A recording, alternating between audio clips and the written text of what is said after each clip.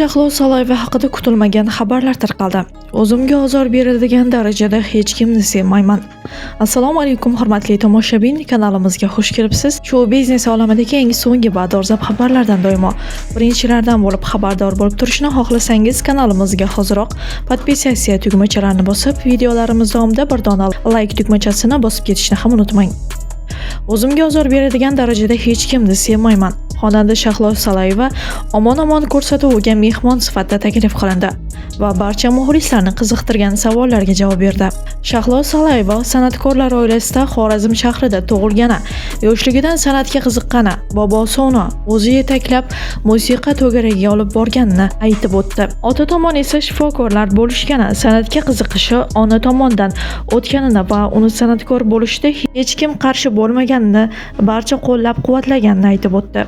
Oilada ikkita farzand, to'ng'ich farzand u ekani, ukasi borligi haqida ham gapirib o'tdi. Yoshligida juda erkak shoda va sho'x qiz bo'lganini, ko'chada qo'shni bolalar bilan o'ynaganlarini va bir-ikki o'g'il bolalar undan kaltak yeganini ham kulib gapirib berdi. Shuningdek, Shahlo Salayeva negativlarga qanday qarashini quyidagicha aytdi.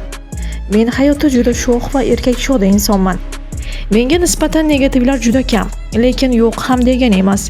Negativ yozganlarni doimo bloklab qo'yaman. Sababi meni yoqtirmaydiganlar meni kuzatishini xohlamayman. Mendan uzoqroq turishini xohlayman.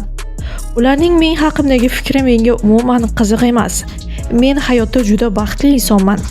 Meni bilmaydigan insonlar kibrli, izzat talab deb o'ylashadi. Lekin jonli efirlar, to'ylarda men bilan birga bir marta suhbatlashgan inson siz hayotda umuman boshqacha ekansiz, umuman kibrli emas, oddiy samimiy inson ekansiz deyishganlar ham juda ko'p deydi Shahlo Salayeva. Oldin bir insonni qattiq sevib afsuslanganini ham yashirmadi.